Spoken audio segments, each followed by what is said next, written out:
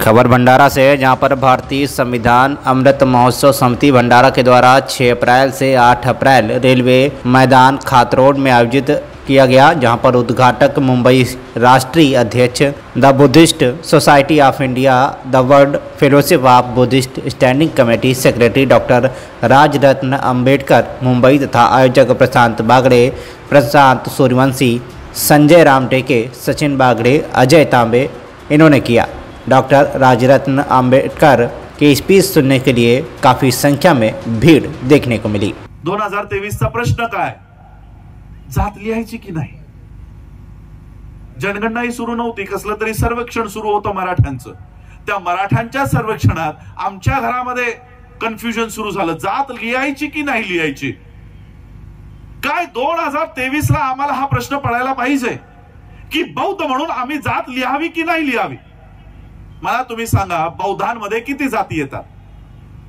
अनुसूचित जातीमध्ये महाराष्ट्राच्या यादीमध्ये 59 जाती येतात, 59। तसं महाराष्ट्राच्या बौद्धांमध्ये किती जाती येतात? किती जाती येतात? एकही नाही। आणि या धर्मात जर जाती असत्या, मी खात्रीने सांगतो बाबासाहेबांनी बौद्ध धर्मही स्वीकारला नसता। याच्यातही जाती आहेत म्हणून आज आम्ही त्याच्याच जाती आणतोय। आरक्षण मिळावं, जात नाही लिहिली तर स्कॉलरशिप जाईल, जात नाही लिहिली तर नोकरी जाईल। 15 ऑक्टोबरचं भाषण तुमच्या जवळ बाबासाहेबांनी नागपूरला दिलेलं आहे। आजही ते 18व्या खंडात पाठ 3 मध्ये छापून आहे। बाबासाहेब म्हणतात, मीच दिलं ना तुम्हाला हे आरक्षण, माझ्यामुळे मिळालंय ना, मीच सांगतोय सोडा म्हणून। बौद्ध धर्म स्वीकारा आणि घाबरू नका, तुमचे कसलेही अधिकार जाऊ देणार नाही। तुमचे सगळे अधिकार माझ्या कोटाच्या खिशामध्ये सुरक्षित आहे, एवढी गॅरंटी दिलेली असतानाही आम्ही जात लिहायच्या मागे लागलेलो आहोत। बौद्ध म्हणूनही तुम्हाला आरक्षण आहे, मायनॉरिटी म्हणून तुम्हाला स्कॉलरशिप्स आहेत, मायनॉरिटी म्हणून तुमचा बजेट आहे। किती % युटिलाइज होतो माहित आहे? 0। मी आरटीआय मागवला की किती लोक मायनॉरिटीचं बेनिफिट घेतात, आकडा आला एकही नाही। एकही माणूस मायनॉरिटी मध्ये रजिस्टर्ड नाही, मायनॉरिटी मध्ये स्कॉलरशिप घेत नाही। पीजी पर्यंत गर्ल एज्युकेशन पीजी पर्यंत फ्री आहे बौद्धांना। आजपर्यंत आम्हाला त्याची माहिती नाही। 4% बजेटचा 4% बजेट हा बौद्धांना अलोकेट केलेला आहे। सगळा बजेट परत जातो, बौद्ध घ्यायलाच तयार नाहीत। आम्ही लागलोय अनुसूचित जातीच्या आरक्षणाच्या मागे। अनुसूचित जातीमध्ये किती जाती वाटा मागायला आलेत? 59 कास्ट। आणि बघा, या देशाची फायनान्स मिनिस्टर, अर्थमंत्री हिने भारताच्या संसदेत उभं राहून सांगितलंय की येणाऱ्या 2 वर्षात आम्ही सगळ्या सरकारी नोकऱ्या किंवा सरकारी पब्लिक सेक्टर अंडरटेकिंग्स आम्ही टप्प्याटप्प्याने विकणार आहोत। सरकारी नोकरी कुठे मिळते? पब्लिक सेक्टर अंडरटेकिंग्स मध्ये, सरकारी संस्थांमध्ये। निर्मला सीतारामन काय म्हणते? आम्ही सरकारी नोकऱ्या बंद करणार नाही, आम्ही सरकारी संस्थानं बंद करणार आहोत। सरकारी संस्थाच नसतील तर सरकारी नोकऱ्या असतील का? तुमचं नोकरीतलं रिझर्वेशन 1% हात न लावता तिने अख्खं रिझर्वेशनच संपून टाकलं। आता महार म्हणून कुठे जाणार आहात जातीचे दाखले घेऊन नोकरी मागायला? त्याच भाषणात बाबासाहेब म्हणतात की आता घरातल्या घरात खूप झालं, आता घराच्या बाहेर जा, भारताच्या बाहेर जा आणि तुमची हक्काची लढाई तिथून उभी करा। बाबासाहेब आंबेडकरांच्या या म्हणण्याला आम्ही फॉलो नाही करत आहोत, पल्लवी जोशी फॉलो करते। तिने संस्था बनवली आय एम बुद्धा, भारताच्या जगाच्या नकाशावर जाते आणि तिथे सांगते की मी बौद्ध आहे। अग्निहोत्री, विवेक अग्निहोत्री नावाचा ब्राह्मण, तो जाऊन परदेशात सांगतो की मी बौद्ध आहे। आणि सगळ्या बौद्ध देशातला पैसा ते ब्राह्मणी व्यवस्थेला घेऊन जातात आणि आम्ही आरक्षणासाठी इथे उभे आहोत। महार म्हणून द्या, मातंग म्हणून द्या, चांभार म्हणून द्या। या देशाचं संविधान जस्टिस, इक्वलिटी, फ्रॅटर्निटी, लिबर्टी ही तत्व कुठून घेतलीत? जसं गडकरी सरांनी सांगितलं, बाबासाहेबांवर हा आरोप केला जायचा की बाबासाहेबांनी ही जी तत्व आहेत ही फ्रेंच मधनं उचललीत, फ्रेंच रिव्हॉल्युशन मधनं घेतलीत. बाबासाहेबांनी 25 नोव्हेंबर 1949 ला संविधान सभेच्या शेवटच्या भाषणात या विषयाला हात घातला आणि बाबासाहेब म्हणाले की मूर्ख आहेत ती लोक जी माझ्यावर असा आरोप करतात की मी justice, equality, liberty and fraternity ही तत्व मी फ्रेंच रिव्हॉल्युशन मधनं उचलली. ही मूर्ख लोक आहेत जी माझ्यावर असा आरोप करतात. मी ही तत्व, ही फिलॉसॉफीज फ्रेंच रिव्हॉल्युशन मधनं उचलली नाही, मी ही बुद्धाच्या जीवनातून उचललेली आहे. हा संविधान दुसरा तिसरा काही नाही, बुद्धाची फिलॉसॉफी आहे, बुद्धाचं जीवन आहे. मग बाबासाहेबांनी 1949 ला हा संविधान दिल्यानंतर जो संविधान 50 ला लागू झाला, हे दिल्यानंतर ही 1956 ला संविधान बौद्ध धम्म स्वीकारायची गरज होती का? बुद्धिझम जर या देशाचे संविधानाची 100 पानं जरी लागू झाली तरी या देशात बौद्ध धम्म तसाच उभा राहतो. प्रत्येकामध्ये बंधुभाव निर्माण होतो, जस्टिस, न्याय देण्याची प्रवृत्ती लोकांमध्ये निर्माण होते, एकमेकांना स्वातंत्र्य देण्याचं प्रवृत्ती निर्माण होते. या देशाचे 100 पानं जरी लागू झाली असते तर आज हा देश बौद्ध धम्माकडे वळलेला दिसला असता. बाबासाहेबांच्या लक्षात होतं की संविधान उत्कृष्ट आहे, संविधान चांगलं आहे, पण मी ज्यांच्या हातात देतोय ती लोक नालायक आहेत, ती लोक देश संविधानावर चालवणार नाहीत. आणि एक दिवस असाही येईल ज्या वेळेस या देशाच्या संविधानाला हटवण्याच्या बाता सुरू होतील. आणि म्हणून आज बाबासाहेबांना जेव्हा लक्षात आलं की संविधान चांगलं आहे, उत्कृष्ट आहे, पण संविधान या देशामध्ये लागू केला जाणार नाही, आणि मग या देशाचं संविधान जर हटलं, या देशाचं संविधान जर हटवलं गेलं, लोकशाही जर नष्ट झाली तर माझ्या लोकांचं काय होईल? 1250 वर्ष जी लोक या मनूच्या कायद्यामध्ये खितपत पडली होती, ज्यांना मी आज बाहेर काढलंय, त्यांच्यावर पुन्हा ही परिस्थिती ओढावू नये म्हणून दिवस रात्र बाबासाहेब विचार करत होते की माझ्या लोकांचं काय होईल. संविधान दिल्यानंतरही, जो संविधान बुद्धिझमवर आधारित आहे, तो दिल्यानंतरही बाबासाहेबांनी 56 ला बौद्ध धम्म स्वीकारला. का? की या देशाचं संविधान जर तुमची रक्षा करू शकलं नाही, या देशाचं संविधान जर तुमच्यासाठी अंमलबजावणी करण्यामध्ये जर थांबवण्यात आलं, रोखण्यात आलं, संपुष्टात आणण्यात आलं, तर तुम्ही त्या बुद्धाच्या मागे जा. हा बुद्ध तुमच्या पाठीशी उभा राहील आणि खंबीरपणे तुम्हाला जगामध्ये न्याय द्यायचं काम हा बुद्ध तुम्हाला करेल. अशा पद्धतीने बाबासाहेब बुद्ध तुम्हाला देऊन गेले. जर या देशाचं संविधान तुमची रक्षा करू शकलं नाही तर बुद्ध तुमची रक्षा करेल. त्यासाठी बाबासाहेब आम्हाला तो धम्म देऊन गेले. पण आम्ही ना बुद्धिझमची रक्षा करू शकलोय, ना कॉन्स्टिट्यूशनची रक्षा करू शकत आहोत. आणि म्हणून आम्हाला आमच्या सोशल विंग्स, आमच्या इकॉनॉमिकल विंग्स ह्या स्ट्रॉंग करणं गरजेचं आहे. आज या देशाची संपूर्ण अर्थव्यवस्था ही केवळ 2-4 परिवारांच्या इशाऱ्यावर नाचते. अख्खा देश, आता तुम्ही बघितलं इलेक्ट्रल बॉन्डचं प्रकरण, ज्या स्टेट बँक ऑफ इंडियामध्ये हे आकडे आहेत, ती स्टेट बँक ऑफ इंडिया हे आकडे द्यायला तयार नाही की कुणी किती पैसे दिलेले आहेत. हीच स्टेट बँक ऑफ इंडिया जिच्यामध्ये भारताचे 100 कोटी लोकांचं तरी अकाउंट असेल, कारण भारताची स्टेट बँक आहे, एक नॅशनलाइज बँक आहे, सगळ्या गावांमध्ये, जिल्ह्यांमध्ये, राज्यांमध्ये ही बँक आहे. आज 100 कोटी लोक या बँकेचे अकाउंट होल्डर असतील. या सगळ्या लोकांचा पैसा ही उचलून कुणाला देते माहित आहे? ही बँक, भारतीय स्टेट बँक, ही भारतीयांचा सगळा पैसा उचलून कुणाला देते? हे गुगलवर केवळ एकाच व्यक्तीचं, बाकीच्यांचं तर मी सांगत नाही, SBI ने केवळ अडाणीचे किती लोन माफ केले त्याचं संपूर्ण आराखडा गुगलवर आहे. 12,770 करोड ऑफ अडाणी new Mumbai airport SBI wave of. 12,770 crore रुपये अडाणीचे नवी मुंबईला तो एअरपोर्ट बांधतोय म्हणून सरकारने माफ केले. 11,000 करोड रुपये, आता 31 जानेवारी 2024 ची बातमी आहे, SBI ने अडाणी गंगा एक्सप्रेस वे प्रोजेक्ट बांधतोय म्हणून 11,000 कोटी रुपये माफ केले. अडाणीचे असे बऱ्याच 2.6 बिलियन SBI ने अडाणीला लोन दिलेलं आहे.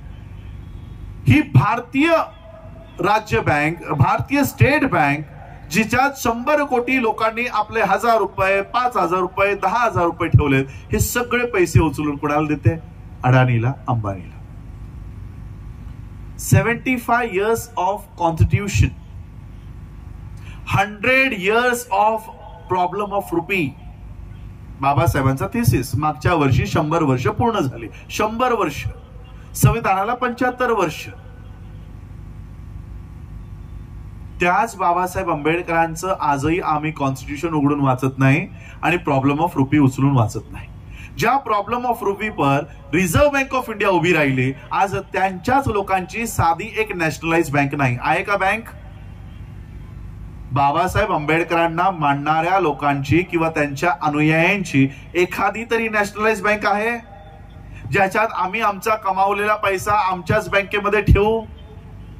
आज आमचे पैसे कुठे आहेत? Canara bank, bank of Maharashtra, SBI, HDFC, axis, हे सगळे ब्राह्मणी व्यवस्थेला पूरक असणाऱ्या बँकेमध्ये आम्ही आमच्या कमाईचा पैसा ठेवतोय आणि हे पैसे उचलून अडाणी, अंबानी, अगरवाल, मोदी. कोणता मोदी? नीरव मोदी. पोलीसवाले इथे बसलेले आहेत, त्यांना वाटायचं मी आचारसंहितेचा भंग वगैरे करतोय. मी नेहमी म्हणतो की मोदी चोर है. तर बीजेपीचे लोक येतात, म्हणतात तुम्ही आमच्या प्रधानमंत्र्याला शिवी घातलीस. मी बोलो अरे बाबा, नीरव मोदी चोर आहे. जेव्हा मी म्हणतो की नीरव मोदी बँकेचा पैसा घेऊन पळून गेला, नीरव मोदी चोर है, मोदी चोर है, तर ते म्हणतात हा जैसे हमें पता ही नहीं की कौन सा मोदी चोर है. त्यांना एवढा कॉन्फिडन्स आहे. पण माझं म्हणणं नीरव मोदी बद्दल आहे.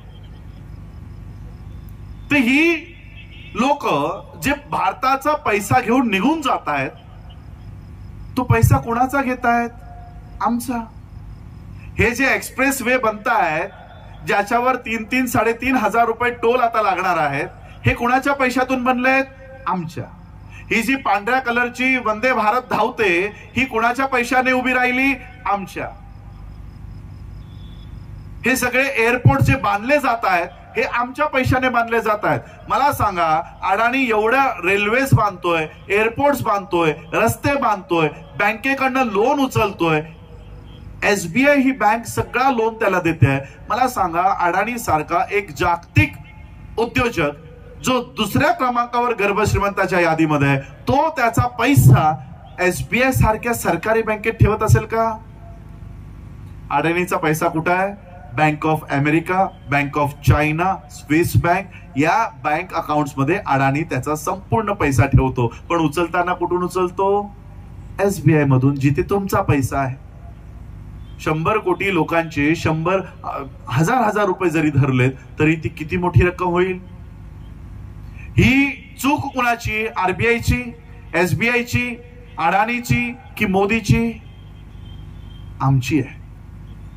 100 वर्षाचं प्रॉब्लेम ऑफ रुपी होऊ नये, 75 वर्षाचं संविधान होऊ नये, आम्ही साधी बँक काढू नये? आमचा पैसा ठेवण्यासाठी आम्ही स्वतंत्र प्लॅटफॉर्म तयार करू नये? मी इकॉनॉमिस्ट आहे, फायनान्शियल अॅनालिस्ट आहे. मी येणाऱ्या 2 वर्षात, 5 वर्षात, 10 वर्षात बजेट्स बनवायचं काम मी करतो. 10-10 वर्षाचं, 15-15 वर्षाचे बजेटिंगचे काम आम्ही करतो. मी बाय एज्युकेशन मी कॉमर्स ग्रॅज्युएट आहे मुंबई युनिव्हर्सिटीतून. PG आहे मी ICFA युनिव्हर्सिटीतून, MBA in finance, PhD in finance, company secretaries.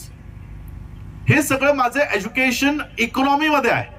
आणि ज्यावेळेस मी माझ्या समाजाकडे बघतो इकॉनॉमिकली, माझा समाज मला तिथे कुठेही दिसत नाही. सारस्वत नावाचा या देशामध्ये एक समाज राहतो. तो कशात येतो? मुसलमानांमध्ये, सिखांमध्ये, पारशांमध्ये, बौद्धांमध्ये, कुणात येतो? सारस्वतच्या पुढचा शब्द काय आहे? सारस्वत ब्राह्मण. या देशातल्या संपूर्ण ब्राह्मणांची लोकसंख्या 3.5%. त्यातले सारस्वत जर वेगळे काढले तर 1%. महाराष्ट्राच्या बाहेर सारस्वत नाहीत आणि तेही मोस्टली कोकणात सापडतील तुम्हाला. तुमच्या भंडाऱ्यातही सारस्वत ब्राह्मण सापडणार नाहीत. हे कोकणामध्ये सापडतील, 1% नाही. पण ते 1% नसलेले सारस्वत ब्राह्मण ते बाबासाहेबांच्या आर्थिक धोरणावर काम करतात, बाबासाहेबांच्या प्रॉब्लेम ऑफ रुपीवर काम करतात, बाबासाहेबांच्या इकॉनॉमिकल जस्टिसवर काम करतात. आणि या 1% नसलेल्या ब्राह्मणांनी त्यांची स्वतंत्र कोऑपरेटिव्ह बँक तयार केली. बँकेचं नाव काय? Saraswat cooperative bank. तिला फक्त सारस्वत बँक म्हणून ओळखलं जातं. 1% नसलेले सारस्वत त्यांनी त्यांची सारस्वत बँक निर्माण केली. आज ती बँक 58 कंट्रीज मध्ये काम करते. 58. आमची लोकसंख्या 22%. 22% schedule caste, on an average 30 to 35% SC and STs, on an average 85% SC, ST, OBC minorities. आमची एक बँक नाही. आम्ही आमचा पैसा ठेवतोय SBI, Canara, bank of Maharashtra या बँकेमध्ये. आणि म्हणून मी एक विद्यार्थी असल्यामुळे, अर्थशास्त्राचा एक विद्यार्थी असल्यामुळे, की आमच्या पैशावर ब्राह्मणी व्यवस्था उभी राहते. नॉट ओनली पैसा, केवळ फायनान्शियल रिसोर्स नाही, साधनं म्हणजे पैसाच नव्हे. ही जी मुलं बसलीत ना आमची, याही मुलांचा वापर ब्राह्मणी व्यवस्था करते. आमच्या शैक्षणिक व्यवस्था नाही, आमच्या आर्थिक व्यवस्था नाही, आमच्या आरोग्याच्या व्यवस्था नाही. आणि म्हणून आम्हाला त्या व्यवस्था उभ्या करण्यासाठी मी मागच्या या कोरोनाच्या काळामध्ये घरीच होतो. आम्ही सगळेच घरी होतो. आणि मग तिथे आम्ही नियोजन केलं की आमच्या समाजाची स्वतंत्र बँक, राष्ट्रीयकृत बँक असावी. आणि त्यासाठी एक एक पायरी आम्ही चढत गेलो. 1 कोटी रुपये मागच्या वर्षी 2023 साली registrar of cooperative act Delhi यांना आम्ही 1 कोटी रुपये सबमिट केले. आणि डॉक्टर भीमराव रामजी आंबेडकर बँकेचं रजिस्ट्रेशन आम्ही प्राप्त केलं. आणि आज आम्ही स्वतंत्र बँकिंग सेक्टर, की आमचा पैसा आहे ना. आता इलेक्शन सुरू आहे, मोठी मोठी भाषणं होतील, मोठे मोठे नारे दिले जातील. वोट हमारा, राज तुम्हारा नहीं चलेगा. बरोबर आहे.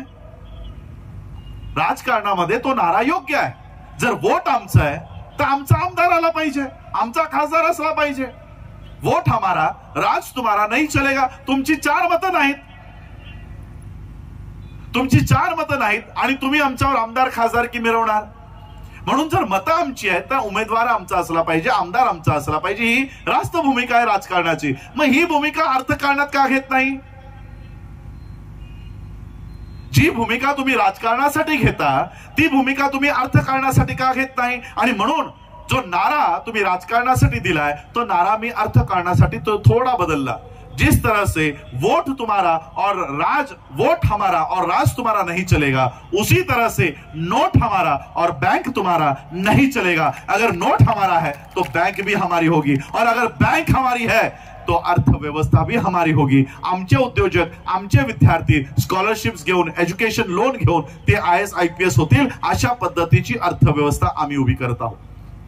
या भंडाऱ्यातही मला जर ही बँक द्यायची असेल, आमचे इंजिनियर रूपचंद रामटेके सर या ठिकाणी बसलेले आहेत, आमचे अध्यक्ष आहेत.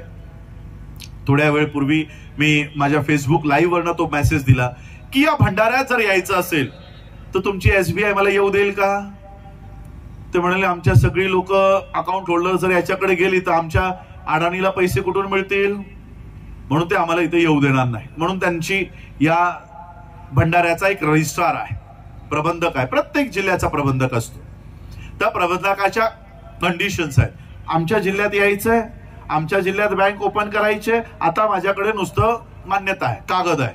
तो कागद घेऊन मी काय करू? जर इथे यायची परवानगीच मिळत नसेल तर परवानगी घेण्यासाठी काय सांगितलंय? 4000 लोक भागधारक दाखवा तुमच्या बँकेचं. भले तुम्हाला आम्ही परवानगी दिली, 1 कोटी दिलेत ना, ठीक आहे, हा कागद घेऊन जा, परवानगी आहे. आता राज्यामध्ये जाण्यासाठी, प्रत्येक जिल्ह्यात जाण्यासाठी 4000 लोक दाखवा, है ना सर? कोऑपरेटिव्ह विभागात हेच काम असतं. कोऑपरेटिव्ह शेअर होल्डर्स तुम्हाला करावे लागतात. आता या बँकेचं जर शेअर होल्डर मला इथे करायचे तर किती लागणार आहे? 4000. एका शेअरची प्राइस किती? 2500. त्यात सरकारची फीस किती? 110, 2610 रुपये. किती लोक? 4000 लोक. जयंतीला नाचायला किती असतो? 10 लाख लोक. चैत्यभूमीला रेकॉर्ड ब्रेक गर्दी 15 लाख लोक, दीक्षाभूमीला 15 लाख लोक, 20 लाख लोक, 4000 लोक आम्ही उभे करू शकत नाही. आणि म्हणून आम्हाला जोपर्यंत स्वतंत्र अर्थव्यवस्था नसेल तोपर्यंत आम्ही कसलीही व्यवस्था उभी करू शकत नाही. युनिव्हर्सिटीसाठी मागच्या 6 वर्षापासून 60 एकर जमीन घेऊन ठेवलेली आहे. 60 एकर जमिनीवर कुंपण घालायचं तर लाखोंचा खर्च आहे, तिला सपाट करायचं तिला लाखोचा खर्च आहे. पैसा कुठून आणणार? पैसा आमच्याकडे आहे, त्याचा वापर दुसरी करतायत. आणि म्हणून आमचा पैसा आम्ही आमच्या मंचकावर ठेवू. आम्ही जर लोन काढायला गेलो तर 20%, 22%, 23% इंटरेस्ट रेटने आम्हाला तो काढावा लागतो. पण एक बँक जर त्याला स्पॉन्सर करत असेल तर आम्हाला हे लोन काढायची गरज नाही. ही बँक उभी करा, तुम्हाला बुद्धिस्ट युनिव्हर्सिटी उभी करून 5 वर्षात उभं करून देण्याचं काम आम्ही करतो. आणि स्वतंत्र एज्युकेशन सिस्टम या देशात आम्ही उभी करू शकतो. पैसा आमची समस्या नाही. बाबासाहेबांकडे पैसा नव्हता पण विजन होतं. आमच्याकडे पैसा आहे, विजन नाही आहे, दूरदृष्टी नाही आहे. एक 5 वर्षात काय होणार आहे, एक 10 वर्षात काय होणार आहे याच्याबद्दल आम्हाला कसलीही नॉलेज नाही. आणि म्हणून मी भंडारातल्या या लोकांना विनंती करू इच्छितो की याही बँकेचे शेअर्स तुम्ही प्राप्त करा. रामटेके सरांचं त्यांचं जे राहतं घर आहे ते ऑफिस म्हणून आम्हाला त्या ठिकाणी दिलेलं आहे. शेअर होल्डर्सचंही काम त्या ठिकाणाहून चालणार आहे. अशा पद्धतीने आमची स्वतंत्र अर्थव्यवस्था या देशात उभी करायची आहे. या 14 ऑक्टोबर म्हणजे विजयादशमीच्या दिनी आज आम्ही multi state cooperative credit society म्हणून मान्यता प्राप्त केलेली आहे. 31 डिसेंबर 2024 पर्यंत कोऑपरेटिव्ह बँक म्हणून आम्ही ती रूपांतरित करत चाललेलो आहोत. त्यासाठी तुम्हा सगळ्यांची साथ आणि सहयोग मला अपेक्षित आहे. एवढा तरी मी बाबासाहेबांचा परिवार म्हणून एवढं तरी अपेक्षा करू शकतो. एवढी अपेक्षा माझी आहे. आणि ही बँक मी कोऑपरेटिव्ह ऍक्ट मध्ये तयार केली की याच्यामध्ये मालक मला स्वतःला व्हायचं नाही, मला माझ्या समाजाला मालक करायचं. आणि म्हणून प्रत्येकाला शेअर होल्डर्स करतोय, मालक करतोय. 2500 रुपये तुम्ही मला डोनेशन देत नाही आहात.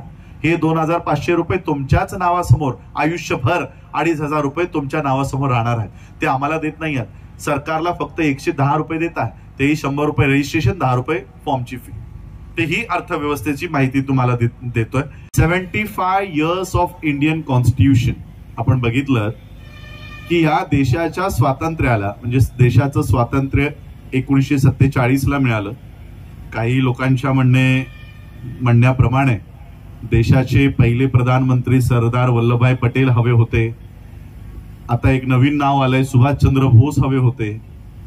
काही लोकांचे असं म्हणणं असतं. म्हणून 1947 ला या देशाला स्वातंत्र्य प्राप्त झालं. 3 वर्षाने या देशाला संविधान मिळालं. म्हणजे संविधानाचं जे वय आहे ते स्वातंत्र्याच्या 3 वर्षानंतरचं आहे.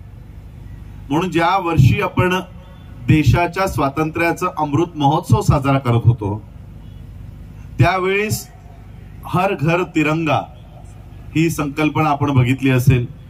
घराघरामध्ये जाऊन प्रत्येक घरावर तिरंगा लावला पाहिजे अशी एक ऑर्डर, असा एक फतवा या देशाच्या प्रधानमंत्र्यांनी काढला होता. आणि ती चांगली गोष्ट आहे. मग आता आपण या देशाच्या संविधानाच्या अमृत महोत्सवी पदार्पण करत चाललेलो आहोत. काय प्रधानमंत्र्यांनी सोडा, प्रत्येक राज्याच्या मुख्यमंत्र्यांनी सोडा, काय एखाद्या जिल्ह्याच्या जिल्हाधिकाऱ्यानं तरी हा फतवा काढला की प्रत्येक घरात संविधान असलं पाहिजे, हर घर संविधान. आजपर्यंत हा असा ऑर्डर, अशी फतवा भारतामध्ये निघालेली माझ्या तरी ऐकवत नाही. बाबासाहेब आंबेडकरांनी संविधान दिल्यानंतर लॉयर्स असोसिएशनने बाबासाहेबांचं एक स्पीच आयोजित केलं होतं पुण्यामध्ये. आणि त्या पुण्याच्या स्पीचमध्ये, पुण्याच्या त्या कार्यक्रमात बाबासाहेब आंबेडकरांनी स्पीच दिलंय की भारतामध्ये जर लोकशाही टिकवायची असेल, लोकतंत्र किंवा संविधान जर टिकवायचं असेल तर आम्हाला काय काय गोष्टी करणं आवश्यक आहे. बाबासाहेबांनी त्यात पहिलं अनिवार्य गोष्ट सांगितली की कोणताही देश जर त्याला लोकशाही स्वीकारायची असेल तर आधी पहिल्या क्रमांकावर त्याला त्या देशातून जात नष्ट केली पाहिजे. कारण जोपर्यंत जाती व्यवस्था आहे तिथे लोकशाही नांदू शकत नाही.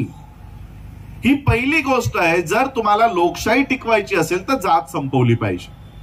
दुसरी गोष्ट, कोणत्याही लोकशाही प्रधान देशामध्ये तिथे ऑपोजिशन पार्टी, एक विपक्ष, एक ताकदवान विपक्ष तिथे असला पाहिजे.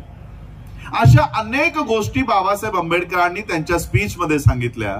आणि बाबासाहेबांनी सांगितलं की ही काय पहिली वेळ नव्हती की आम्ही भारताचं स्वातंत्र्य हरवून बसलो. ही काय पहिली वेळ नव्हती.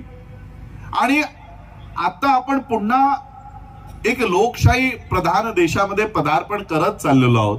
जर या सगळ्या गोष्टी जर आपण फॉलो केल्या नाहीत तर एक वेळ अशी पुन्हा येईल की आम्ही या देशाचं स्वातंत्र्य पुन्हा हरवून बसू, अशी वेळ पुन्हा भारतावर येईल.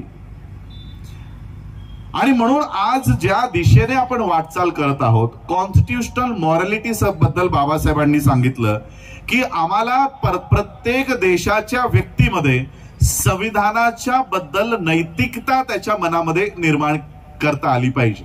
की प्रत्येक भारतीयामध्ये आज या देशाचं संविधानाचा अमृत महोत्सव साजरा करण्यासाठी भारतीय संविधान अमृत महोत्सव समिती या ठिकाणी कार्यक्रम करते. 140 कोटी लोकांचा देश आहे. काही लोकांच्या म्हणणे 450 कोटी लोकांचा आहे.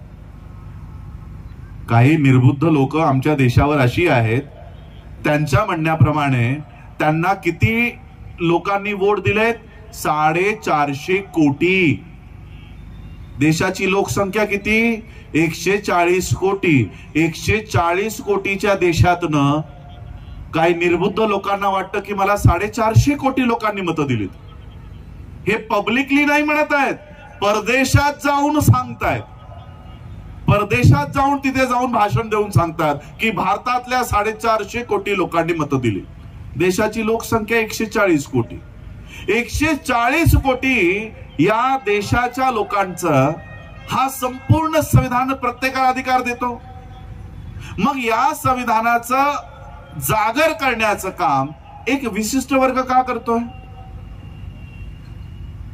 सगळे भारतीय या देशाचं संविधान याचा गौरव करण्याचं काम करताना आपल्याला दिसतं का? काही वर्षापूर्वी संविधानाची प्रत संसदेच्या समोर जाळण्यात आली आणि मग याचा उद्रेक म्हणून अनुसूचित जातीची लोक रस्त्यावर उतरली आणि मग त्यांनी भारत बंद, त्यांनी त्या प्रत्येक राज्यामध्ये भारत बंदचं काम, ते कार्यक्रम झाला. मग संविधानाची प्रत जाळल्यानंतर एक विशिष्ट जातीचीच लोक बाहेर का येतात, रस्त्यावर का येतात? काय हा संविधान मुसलमानांचा नाही? काय हा संविधान ख्रिश्चनांचा नाही? काय हा संविधान सिखांचा नाही? काय हा संविधान पारशांचा, सिंध्यांचा, जैनांचा, ब्राह्मणांचा नाही? मग या देशाचं संविधान जाळल्यानंतर एकाच वर्ग भारताच्या रस्त्यावर का उतरतो? बाकीच्या धर्माची, जातीची लोक हा संविधान त्यांनाही तेवढंच सुरक्षा प्रदान करतोय, मग त्यांना ती आपुलकी का वाटत नाही? का वाटत नाही माहिती आहे? 75 वर्ष झाली संविधानाची अंमलबजावणी होऊन, लागू होऊन. सुरुवातीलाच आपण या देशाच्या संविधानाची उद्देशिकेचं वाचन आपण या ठिकाणी केलं. काय म्हणतो संविधान? आम्हाला 395 आर्टिकल्स माहिती नाही. कॉमन लोकांना ती आठवणीत राहतील किंवा पाठ हो असतील याची अपेक्षा नाही. पण कमीत कमी प्रिएम्बल मध्ये, उद्देशिकामध्ये आम्हाला केवळ 4च गोष्टी प्राप्त करण्यासाठी या देशाचं संविधान निर्माण झालं. 4 गोष्टी: justice, equality, liberty and fraternity. Justice, न्याय. आणि कोणता न्याय आपण वाचला? सामाजिक न्याय, आर्थिक न्याय व राजनैतिक न्याय. सध्या देशामध्ये राजनैतिक न्यायाची प्रक्रिया सुरू आहे, इलेक्शन सुरू आहेत. पण प्रथम क्रमांकावर आहे सामाजिक न्याय, दुसऱ्या क्रमांकावर आहे आर्थिक न्याय आणि तिसऱ्या क्रमांकावर आहे राजनैतिक न्याय. ही सिक्वेन्स कुणी दिली आहे? सरांच्या म्हणण्याप्रमाणे की बाबासाहेब आंबेडकरांनी संविधानच लिहिला नाही, अशी काही लोकांचं म्हणणं आहे. बरोबर आहे, बाबासाहेबांनी संविधान लिहिला नाही. बाबासाहेबांनी संविधानाचं एकही पान लिहिलेलं नाही. बाबासाहेब संविधान लिहिणारे नव्हते. बाबासाहेबांनी संविधान लिहिलेलं नाही. बाबासाहेब आंबेडकरांनी संविधान निर्माण केलेलं आहे. He was the chief architect of Indian constitution. ते निर्माता आहेत संविधानाचे. लिहिण्याचं काम क्लर्क कडनं करून घेतलं. क्लर्कचं नाव काय? क्लर्कचं नाव आहे प्रेम बिहारी नारायण रायजादा, कॅलिग्राफी आर्टिस्ट. लिहिण्याचं काम त्याच्याकडनं करून घेतलं. आता त्यांनी त्याची माहिती शोधून काढली आणि सांगितलं बाबासाहेबांनी संविधान लिहिलं नाही. बाबासाहेबांनी संविधान लिहिलं नाही, निर्माण केलेलं आहे. प्रत्येक आर्टिकलवर 20-20, 23-23 दिवस डिबेट्स होऊन एक आर्टिकल या देशामध्ये तयार झाला. आणि बघा किती सुंदर पद्धतीने बाबासाहेबांनी या देशाचं संविधान निर्माण केलं. आता जी संविधानाची प्रत प्रत्येकाला दिली, ती संविधानाची प्रत उघडा आणि वाचा कशा पद्धतीने बाबासाहेब आंबेडकरांनी या देशातून मनुस्मृती हद्दपार केली. या देशाचं संविधान निर्माण झालं 26 नोव्हेंबर 1949 ला. बाबासाहेबांनी हे संविधान बहाल केलं आणि 26 जानेवारी 1950 ला संविधान लागू झालं. संविधान लागू होण्यापूर्वी या देशावर मनूच्या कायद्याचं राज्य होतं. भलेही या देशामध्ये ब्रिटिशर्स जरी असले आणि गव्हर्नमेंट ऑफ इंडिया ऍक्ट 1935 जरी लागू असला तरी या देशाची जी जडणघडण होती, जे कायदे खाली लागू होते, ते मनुस्मृतीचे होते. मनुस्मृती जवळपास 1250 वर्ष या देशावर राज्य केलेलं आहे. 1250 इयर्स ऑफ मनुस्मृती. आणि संविधान आता किती वर्षाचा होणार आहे? 75 वर्ष. 75 years of Indian constitution and 1250 years of Manusmriti. या मनुस्मृतीमध्ये म्हणजे आज इथे महिला दिसत आहेत, मोठ्या प्रमाणात दिसत आहेत, पुरुष आहेत. ही मनुस्मृती मध्ये काय पद्धतीने आमचं वागणं होतं, जीवन होतं. आज संविधान लागू झाल्यानंतर समजा 50 ला लागू झाला, 1950 ला लागू झाला संविधान. आज तो मुलगा 75 वर्षाचा, म्हणजे एक जनरेशन. या संविधानाच्या अंमलाखाली किती जनरेशन्स गेले आहेत? Just first generation. पहिली जनरेशन आता कुठेतरी पाय उतार होते आहे आणि दुसरी जनरेशन आता या संविधानाचं अंमलबजावणीसाठी, त्याचे अधिकार मागण्यासाठी सज्ज होते किंवा नोकरी करण्यामध्ये. आमची सेकंड जनरेशन आता रिटायर्ड होते आहे आणि थर्ड जनरेशन आता त्या सीट्सवर जाऊन त्यांचे अधिकार घेण्यासाठी सज्ज होते. तीच 1250 वर्षापूर्वीची ही मनुस्मृती जर आपण 100 वर्ष जरी धरली, 100 वर्ष जरी एका व्यक्तीचं आयुष्य धरलं तरी 12 ते 15 पिढ्या आमच्या मनूच्या कायद्यामध्ये वावरत होत्या. मनूच्या कायद्यामध्ये 15 पिढ्या आणि संविधानाच्या कायद्यामध्ये एकच पिढी आज आमची वावरते आहे. तर एकाच जनरेशन मध्ये आनंद हेगडे नावाचे अनेक देशातली जी काही पिल्लावळ आहे, ही आता स्टेटमेंट द्यायला लागले की हमको 400 पार जाना है. का? संसदेत 400च्या वर का जायचं? तो संविधान बदलणं आहे.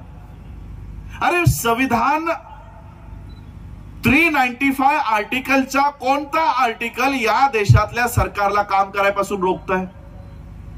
एक तरी आर्टिकल सांगतोय का तुम्ही हे काम करू शकत नाही, का तुम्ही हे काम करू शकत नाही, तुम्हाला बीपीसीएल विकता येणार नाही, तुम्हाला एचपीसीएल विकता येणार नाही, तुम्हाला एनएचएआय विकता येणार नाही, तुम्हाला रेल्वेज विकता येणार नाही? एक तरी आर्टिकलने अडवलं का?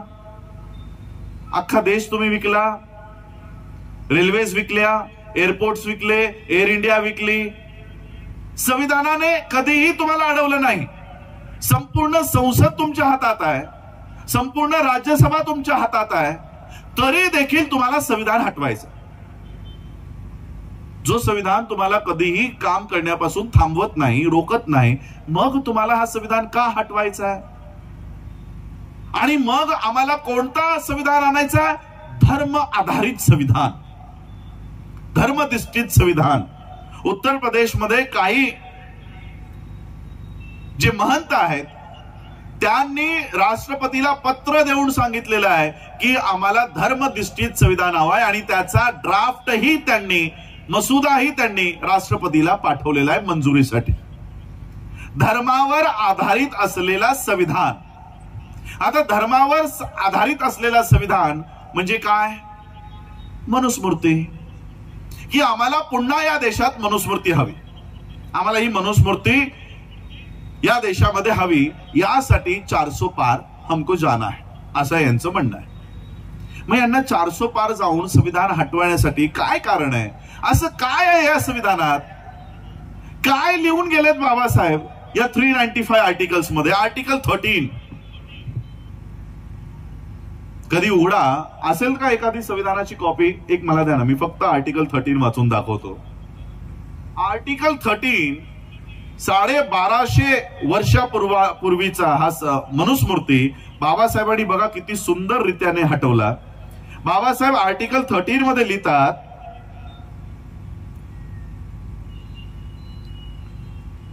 आर्टिकल 13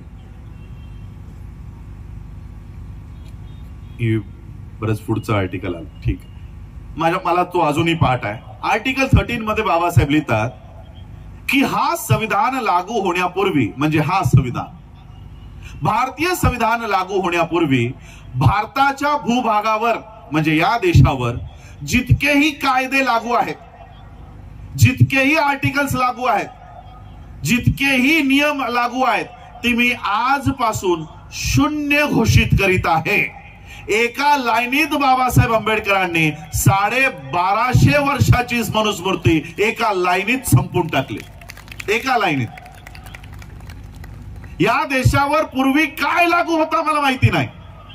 मनुस्मृती असेल, कुणाची स्मृती असेल, कुणाचा कायदा असेल, ब्रिटिश कायदा असेल, ग्रीक कायदा असेल, कुणाचाही कायदा असेल, आम्हाला माहिती नाही. पण हा संविधान आज आम्ही संमत केलेला आहे, आज आम्ही लागू करत आहोत. आणि म्हणून यापूर्वी जितकेही कायदे असतील ते आज मी शून्य घोषित करीत आहे. आणि एवढंच नाही, पुढचा आर्टिकल, सब आर्टिकल तयार केला की या देशामध्ये अख्खी संसद का कुणाची ताब्यात जाऊ नये, अख्खी राज्यसभा का कुणाच्या ताब्यात जाऊ नये. अख्खा देश जरी या देशातली महंत, शंकराचार्य, RSS यांनी जाऊन ताबा जरी घेतला तरी आमचे मूलभूत अधिकार काढण्याचा अधिकार कुणालाही मिळणार नाही. अशा पद्धतीने बाबासाहेबांनी भारताचं संविधान तयार केलं. भंडारा से हंसराज की रिपोर्ट, TV1 इंडिया न्यूज.